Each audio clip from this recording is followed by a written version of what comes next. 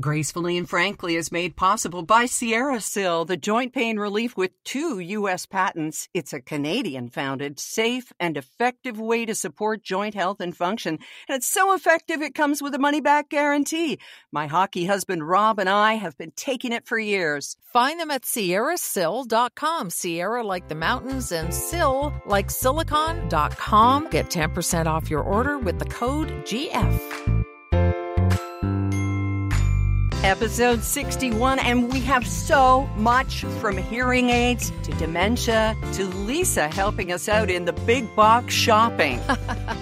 Well, I don't even have a Costco membership. Well, sometimes it takes somebody looking from the sidelines to see things a little more clearly. I suppose so. We appreciate it. And we're also going to talk about Lisa wanted an Erin Brockovich moment, but she didn't exactly get one. Parking ticket woes. See, anytime we travel, Lisa, we should just stay home. Or better yet, stay in bed with your envy pillow. It's always comfortable and cozy in bed with the envy pillow. You know, last episode, we asked Gracefully and Frankly Facebook fans to leave us reviews. Well, I made it a point to read reviews about envy pillow, and there are just some fantastic success stories about the way the pillow has helped people with their pain. One woman wrote that it has eased her tense, aching neck, and her friends are asking her if she has gotten Botox because her face looks so much more relaxed. Seriously. Because she's not smushing it into her pillow. Now, we know that Envy Pillow is the first certified anti-aging pillow. It's all natural, but you have to see what other people who have used it have to say about it. People are finding a lot of pain relief from their jaw, their neck, their upper shoulders. I certainly am, by using the Envy Pillow. So check them out online. Go to Envy, ENVY. Don't accept any cheap imitations. EnvyPillow.com. Use the code GF and get 10% off.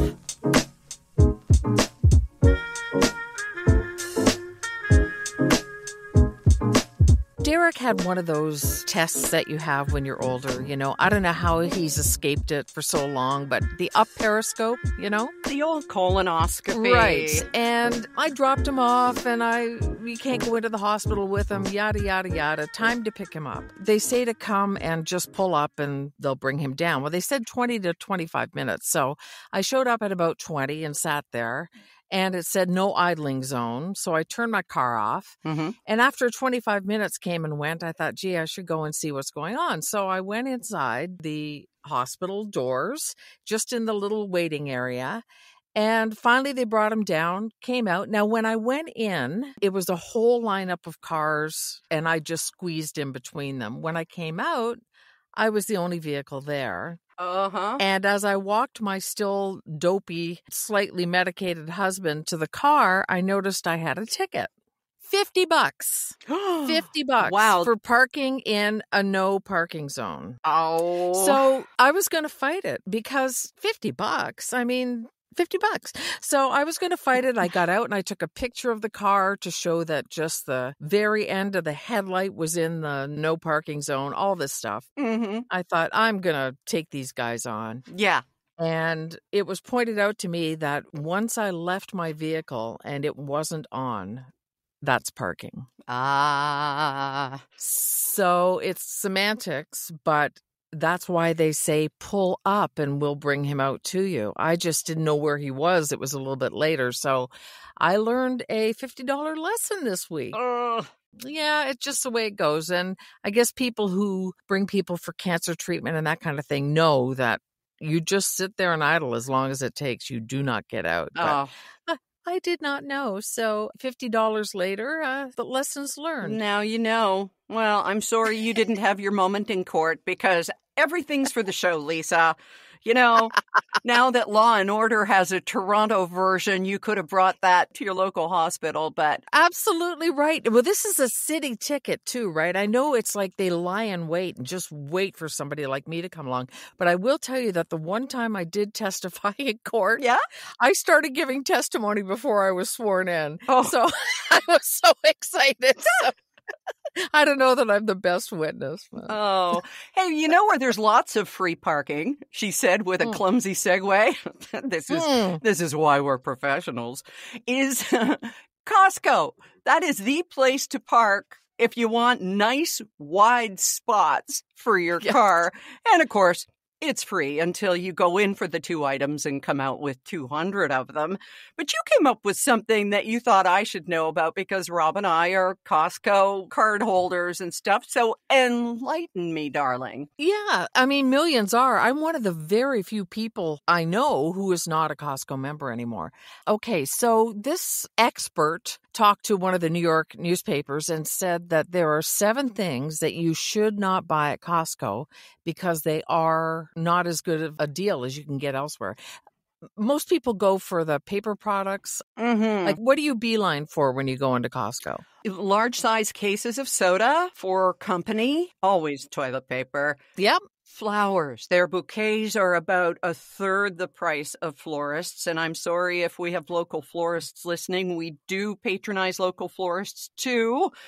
And their chickens cannot be beat for the price and the size. Although the Canadian ones have gotten smaller, the American ones are still abnormally large. And I know it's all wrong. Yeah, they might not be for much longer because there's a big lawsuit about that. And that may be why the Canadian ones are smaller now. But anyway, let's not get into those details because they're unpleasant. So here are the 7 things that this expert says you should not buy when you're in Costco. I mean, it's so tempting to pick things up. I'm writing them down, Lisa. Tell me. Okay, milk apparently is a better deal at your grocery store by and large. That's the kind I get. You know, the half and half or by and large. Thank you. All right. Well, you're going to have to find out for yourself whether this is actually accurate. Of course. Because, it may not be in every case. Sandwich bread, they say. If you buy the double pack of bread, you're paying a lot more than you would at a grocery store. Okay. Bag salad kits. Now, I don't buy those anymore. Do you? I don't. I just make my own Caesar salads all the time. Yeah, me too. The trouble is that they go bad so quickly. Yes. Chicken that's not a roasted chicken, raw chicken. They say there are some meat buys that are worth it, but the chicken parts is usually more expensive. You can get them a lot cheaper at, again, supermarkets and buy them in bulk and wait for a sale and all that kind of stuff. Right. Okay. Herbs and spices. Oh. Dried herbs and spices, because they'll sell them to you in a wine barrel. Yep. And you can't possibly get to them before they're stale. Okay. The mixed spices like taco seasoning and that sort of thing tend to be worth it for us, but I totally get you about, here's some oregano that I'm going to will to my grandkids. Right. Yep. Exactly. And everybody gets one bay leaf. Yeah. Yep. Canned soup. This person is saying that it's better to stock up when it goes on sale at the supermarket than get it at Costco because, you were paying sometimes a little under $2 a can, but they can go like 3 for $5. Bulk buys at one of my grocery stores is really good, but you have to kind of wait until they go on sale. Okay. And cereal is the last one. Really? Because they sell those ginormous boxes that never fit in your cupboard. You have to open it and take out a bag and then hope that the bag stays fresh until you're done with it. That's right. So there are just like 3 cereal makers anymore. So if one flavor goes on sale, usually they all do. So again, it's one of those things where you ought to check for yourself and make sure that your grocery store isn't offering you a better deal. But it's so tempting. I mean, I went to Costco maybe, 3 or 4 months ago with my neighbor, and I hadn't been in years. Honestly, I don't do it mostly because I don't like the experience. But I ended up buying more than she did. Yeah. Plus a mattress and an iPad. Exactly. Oh, my gosh. Yeah, it can be tempting. I will tell you one thing that we know from experience that is a good price or value at Costco. And there are some things you just go there for, like for some people, it's prescription glasses and that sort of thing. So this doesn't cover everything when we're saying some things are more expensive at Costco, but hearing aid batteries. Back when Rob's hearing aids were not recharging, the batteries there were a really good price. So you don't want to go to a drugstore for those. They're hugely overpriced at drugstores. And hearing aid batteries and the prices of those, along with the prices of the equipment, are only one of the reasons why people are so reluctant to wear hearing aids. We've been doing a little bit of delving into this because it ties in with dementia. And we'll tell you about that coming up in just a few moments. But what do you think, Lisa, are some of the main reasons why people who need them don't wear hearing aids? Vanity. I think that's one of the main ones because I needed hearing aids in my 40s. I got it because I kind of had to. I couldn't rest on vanity or anything. I was working with a couple of 20-something women and I couldn't hear them. They had soft voices, and I was really feeling terrible about always saying, "Could you repeat that, please?" Mm-hmm. So I didn't have a choice when my hearing started to go. But I do know that I probably convinced a dozen people over the years to get them because they just say, "Oh, I'm too young. I shouldn't need them yet." And it's like, well, yeah, you do. And you won't believe how it opens up your life. And I do think that because hearing loss is gradual, you don't always notice what you've lost, the sound of birds or a whole range of sound. I can't hear my cat with my hearing aids out.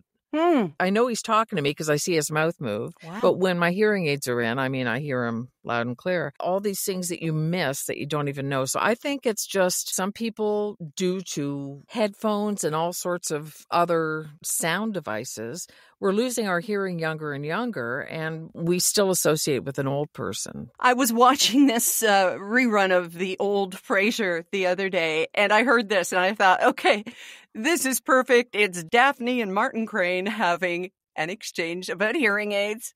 That does it. You get to get hearing aid whether you like it or not. I don't need a hearing aid. My hearing will be back to normal in no time. You said that 2 days ago. Soon you won't be able to hear a word I say. Gee, wouldn't that be a tragedy? Part of it, I think sometimes spouses don't want to hear what the other half has to say, or in this case, Martin and his caregiver. Well, there are some upsides to having hearing loss that people don't think about. Like, for example, we have been places where it's been too noisy for Derek to sleep, and I'm out like a light because I can't hear a thing. Yeah. Yeah. Or I'll say to him, I'm going to have a couple of hours where I say I take my ears out. That's how I put it. Yeah. I'm just going to have a couple of silent hours. I need my ears to rest and just walk around and hear nothing.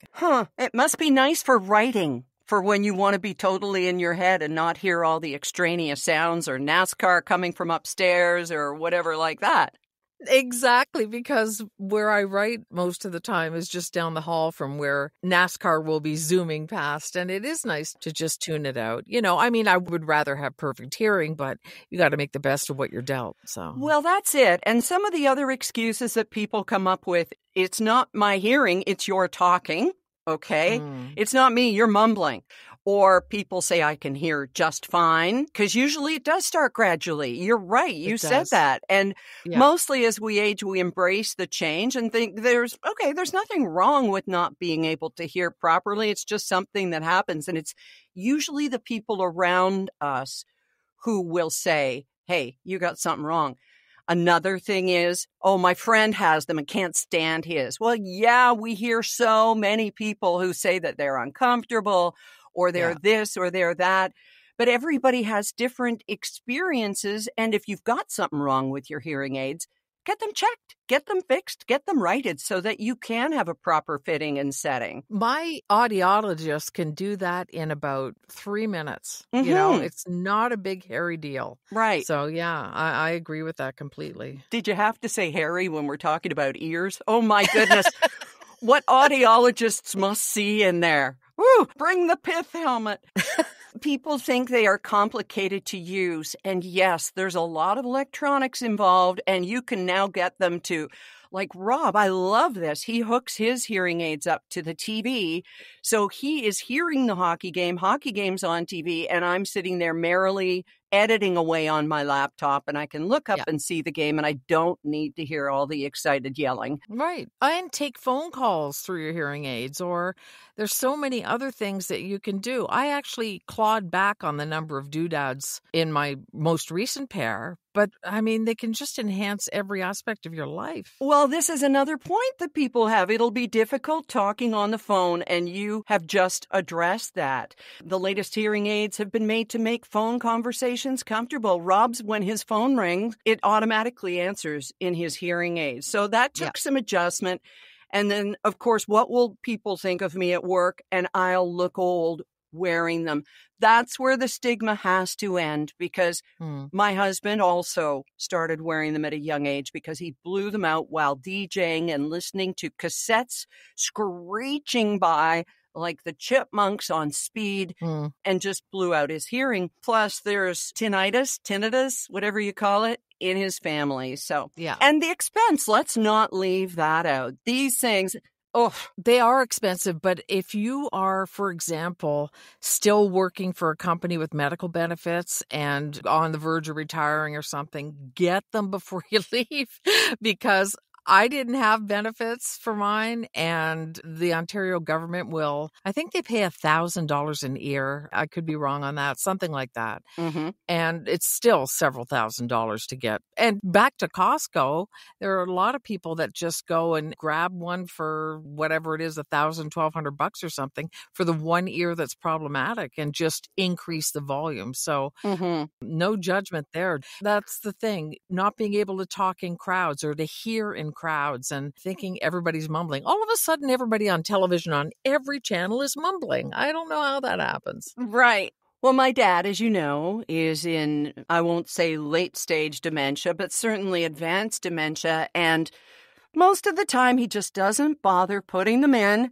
And when I'm visiting and he's got the TV on, and of course it's on a news channel, unless we can pry the remote from his hands. Thank God they don't get Fox, is all I can say. But anyway, he just doesn't bother wearing them. And so I'll say, Dad, where are your hearing aids? What? And he does that as a joke with me. And I'll say, Dad, I'm sorry, I'm not going to talk with you unless you put in your hearing aids. And so then he goes, he digs them out from his charger or from his pockets, they're everywhere, and puts them in. And of course, he needed them because he blew his hearing out while living with 5 women, my mom and 4 daughters, but also because, of course, jet engines in his Air Force years. And he did get some compensation from the Canadian government for that. But dementia and hearing aid use are linked. Simply putting on hearing aids could be a lifesaver. There's new research that shows U.S. adults with hearing loss who regularly wear their hearing aids have a significantly lower risk of dying earlier than those who never wear them. Wow. Isn't that incredible? Yeah, it is incredible. And I wonder if that has something to do with the social aspect of life. As one of the ways to sort of stave off dementia, staying socially active, because you do withdraw when you can't hear. I know I did. You stop conversing with people. I mean, I can think of a couple conversations where I misheard people and had a ridiculous response and stuff. And you do start withdrawing. You lose a bit of your confidence. I wonder if that's part of it or if it's more than that. Well, you're right, because study results showed that untreated hearing loss is associated with a shorter lifespan and a higher risk for disorders such as depression, because you're self-isolating, and dementia. And it may be because hearing loss can cause people to become more socially isolated, just like you. Like Rob just hates going to big groups and stuff where everybody's talking because he just can't get it. And your brain is getting this garbled auditory signal. So wear your hearing aids at least once a week, they recommend. And you know what? If your spouse feels like you're nagging them to wear them, it's because you love them and want them around longer. It's not like you're trying to make their life miserable or want to turn down the TV or anything. Yeah, and remember, they're just aids. They don't cure your hearing loss. I still have some issues in crowded rooms. Like the other night, it was all women, hundreds of women at this place, so you can imagine how loud it was.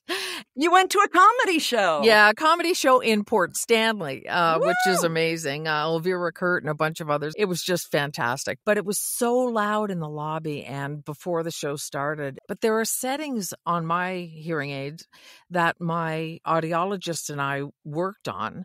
One of them's for recorded music. One of them's for being in a restaurant. And I actually have an app where if it's a restaurant, let's say it's a round table and there are 3 of us and one seat is empty, I can tell my hearing aid, don't bother listening there. Oh. And yeah, it's pretty cool. And then I have another setting specifically for when I'm recording voiceovers so that my hearing aids don't whistle when I have my headphones on. And then I can listen back to it more or less the way other people would hear it. So there's all sorts of ways they can be adjusted. They have the technology. They can rebuild your ears. Okay, now we got to get a hearing aid sponsor. Preferably yours, because you believe in them, just like we do with Sierra Sil and Envy Pillow. Right. I love these hearing aids as much as one can love hearing aids, you know? How much did they cost, Lisa? Well, I went down in my doodads and bells and whistles from my previous pair. So after the government rebate, they were $3,600, I think. So they would have been $5,600, but my previous ones I paid maybe close to double. But I also went to a little mom and pop shop for my hearing aids, regional local audiologist. And so the woman doesn't live far from me and the office is 10 minutes away. And that matters. Yeah, well, it matters to me. Because you are more than just a pair of ears. You are somebody she knows and might meet in the IGA or whatever. Yeah. So good. Yeah. And tax write-offs. Can you write them off on your income tax at the end of the year? Oh. Well, you can. You need it for your voice work, but can the average person who doesn't have your gifts and talents? Well, I don't know. I know that I give all of my medical stuff to our accountant because we don't have any medical coverage. Yeah, me too. So it's all considered under medical. So yeah, my hearing aids did me a solid last year. Thanks, hearing aids, on my taxes. Were those the ones that you ruined when you went into the pool in Hawaii with the men? Yes, and that was funny because I went in, I didn't go under the water, but I got them wet. And you came running with a towel. I was like, I'll save you, Nell. And took them away and dried them off for me, but one of them started failing when I got home. Oh. The lucky thing was they were still under warranty. Ah, good. So it didn't really matter what happened. Now they're not under warranty anymore, so I have to be super careful with them now, but they were still under warranty. We sent that one back and I was kind of like, why?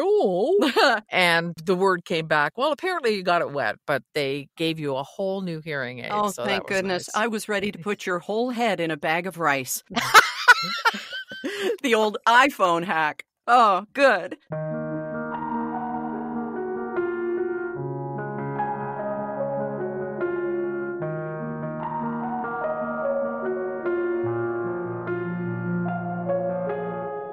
You wrote a beautiful piece on dementia this past week in your blog at voiceoflisabrandt.com. And, of course, you can find that at our Gracefully and Frankly Facebook page, where Lisa has also done a beautiful little video on how to rate and review Gracefully and Frankly. Thank you. Well done.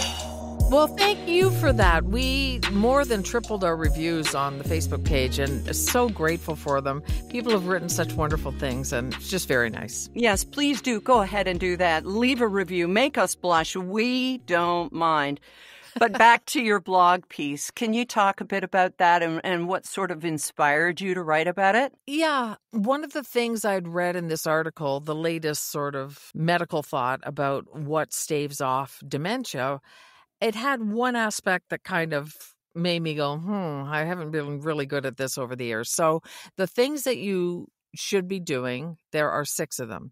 Exercise of some form, get good sleep, eat a healthy diet, really cut down or limit the booze, really work on keeping your stress low, Yeah, I know. See, none of us is perfect, though, Erin. It just doesn't mean we're going to go, oh, no, it's us. But socialization was the one that got to me because, especially during my morning radio years, I was living in Burlington and driving into Toronto for a while. It wasn't like I was in the city. And I used my hours as an excuse all the time to not socialize, especially if it was a group of women. Groups of women scare me like other people are scared by a pack of wild coyotes. So...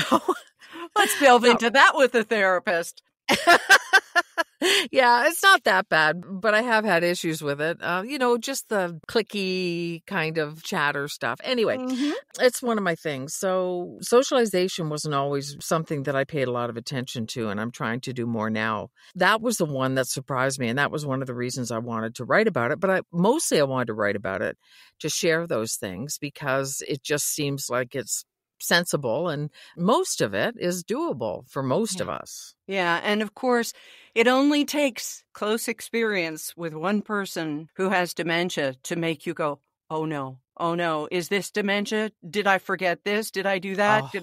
And we're seeing that so much in talk of the U.S. election and the two main candidates. When you forget something, is it dementia or did you just forget something or have you put it away? That sort of thing. So it's very much in the spotlight and being thrown around like a cudgel, when really it is something that concerns all of us. But I've got your little list of things. So, milk, sandwich bread, bagged salad. Yeah. Oh, damn it, wrong list. And I don't get enough exercise. That is the absolute truth. And right now, my excuse, and it's a valid one, is that vertigo that I experience has kind of come back a little bit in waves. And so I'm kind of tippy. But, exercise doesn't have to be going to the gym and working out for an hour and a half. It can be going for a walk, right? Yep. Just get off your butt. Yep.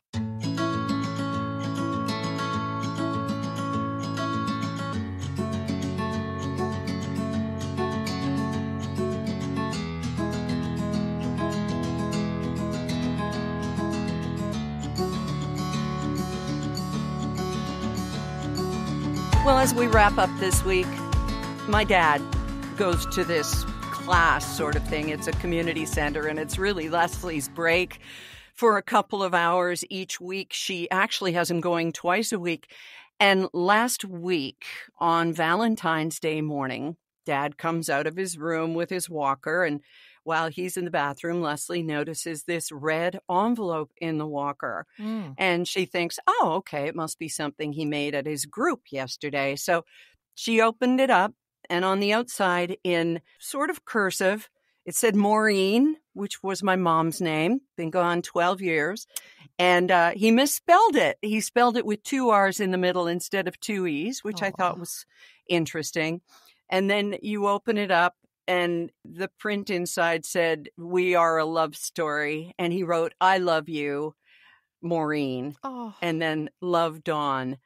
And so when Leslie sent pictures of this, it was a teary moment because in Dad's heart, she is still so very much alive. Right. And it just shows you that no matter what, no matter how far away from you they seem, they're still holding in their hearts the people and the things and the memories and the experiences that meant the most to them. So it's bittersweet. It's so bitter, but it's so beautiful. It's gorgeous. Oh, yeah. It's kind of one of those notebook moments, eh? Really is. Yeah. He's got moments of lucidity, right? And obviously your mom is imprinted on his heart forever. Absolutely. And here's to those who care for our dementia patients, for our loved ones, because they're not just patients. They're the people who raised us and, well, made us who we are today, Lisa, for better or for worse. Yeah, I was just going to say that. Yeah. They say they're proud, so that's all that matters. Well, listen, my girl, you have a good week.